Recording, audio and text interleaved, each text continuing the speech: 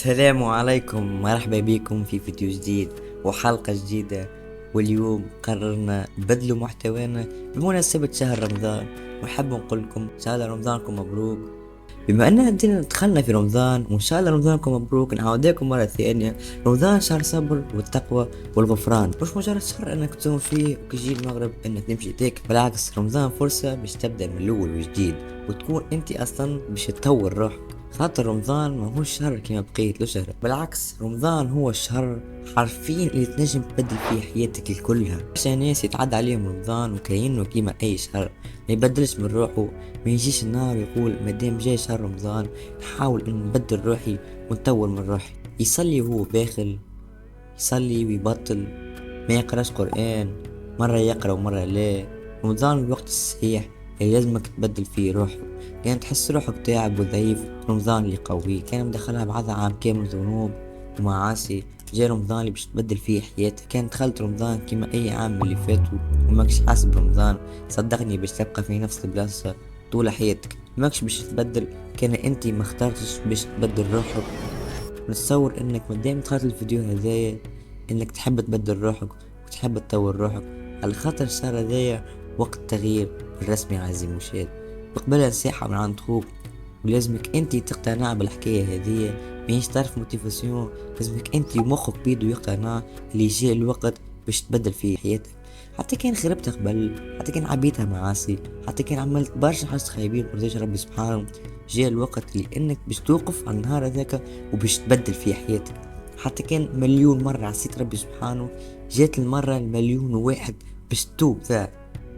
خليك قوي عزيزي المشاهد، وحاول تقرب لربي الماكسيموم. حاول ابعد عن المعاصي، على الذنوب، حتى كان باللي صار قبل. خاطر كان قررت انك تبدل، صدقني مش تشوف العجيب في حياتك، باش تشوف برشا حاجات جدد في حياتك.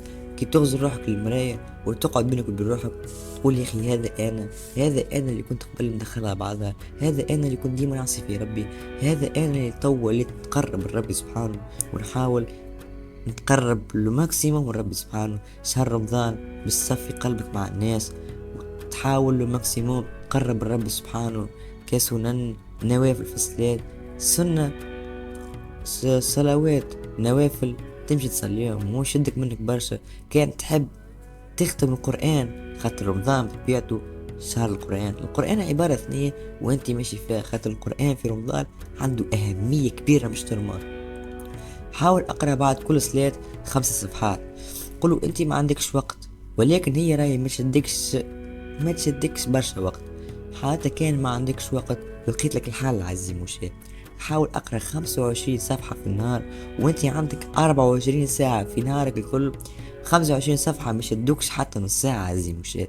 فلذا القرار بيديك انت، ومخك لازم يقتنع، وانت بيدك لازم تقتنع عزيزي المشاهد انك جاي النهار اللي باش تبدل فيه روحك. رمضان شهر عبادة وشهر تقوى، ماهوش شهر انك لازم ما تاكلش، لازمك ما تفطرش.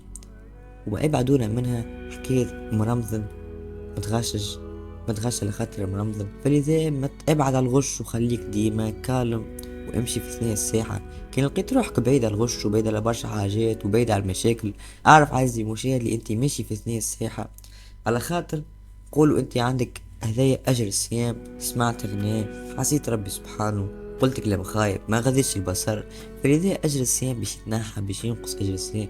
قاعد ضر في روحك وتضر في صيامك. فلذا عزيزي المشاهد حاول الشهر هذا تبدل فيه روحك وتقرب اكثر للرب سبحانه، على خاطر كان باش تبدل باش تلاحظ في روحك برشا حاجات جدد، وانسان جديد. حتى انت ما كنتش متوقع روحك تولي كي من هكاك. رمضان السنة لازم بإذن الله تكتب اسمك مع الناس اللي يغفر لهم ربي ذنوبهم. أول حاجة كان تحب تنظم روحك في رمضان، خليك بالصبر والصلاة. أول حاجة كنت تحب تبدل روحك في رمضان بالحق، خليك بالصبر والصيام. حاول خليك صابر وخليك تصلي، خليك تقرب أكثر رب سبحانه. الصبر أهم قيمة في حياتنا، خاصة في رمضان. رمضان ماهوش مجرد شهر تصوم فيه على الماكلة والشراب، بالعكس المقصود انك تصبر على كل شيء. تصبر على عقلك، تصبر على القيل والقال، تصبر على كلام الزايد. خاطر قالنا ربي سبحانه واصبروا وصابروا ورابطوا واتقوا الله لعلكم تفلحون. رمضان حاجة أخرى، نحكي ولا حب بين العباد. خاطر رمضان بس تصلع فيه. ما لازمكش تكون مثلا انت وجارك متعاركين، انت وصاحبك متعاركين، انت واحد يقرب لك متعاركين. بالعكس، شهر رمضان لازم تقربوا فيه لبعضكم، تخلي فما علاقة باهية، علاقة طيبة بين الناس، قلب صافي، تحاول تقرب أكثر رب سبحانه. بإذن الله رب سبحانه يحب. قال لنا زاد رسول الله صلى الله عليه وسلم: اللي ما يحبش الناس ما يحبش رب سبحانه. ترجمت لكم الحديث معناتها بالدارجة باش تفهموا أكثر. حاولوا الماكسيموم انه ما نظلموش رواحنا، نبعدوا على حرام قدر المستطاع. يعني عزي مشاهد في رمضان، حاول انك ما تقولش كلام زايد، ما تسبلش بحشيشة رمضان. خذ البصر، خليك قلبك صافي، ما تكذبش، عمرك ما تكون متغش بسبلة حشيشة رمضان. هذي الكل نحاولوا نبعدوه عزي مشاهد، ما خليش الشيطان يسيطر علينا ونكونوا نحنا ظلمنا رواحنا. خاطر ربي سبحانه ما يبدل بقوم الا ما يغيروا اصلا برواحهم، وهذه اصلا موجودة في القرآن. كانت تحب تقوي علاقتك بربي سبحانه، ركز على الصلوات في رمضان، فرائض وسنن. يعني من غير ما تبخل على الصلاة، من غير ما تبخل على السنن، مش بيشد منك حاجة كبيرة. حاول اعطيهم وقتك الماكسيموم، ما تقولش باخل، ما تقولش تعب. هذه الكل باش تقرب اكثر رب سبحانه. نحاول نرضيه خالقنا، خاطر هذه فرصة ذهبية ننصحك ما تفلتهاش. القرآن كي تقرأه في رمضان كل حرف تاخذ عليه أجر وثاني ومثلث. يعني ميسالش أعطيه وقتك 5 صفحات بعد كل صلاة تختم بها القرآن في رمضان.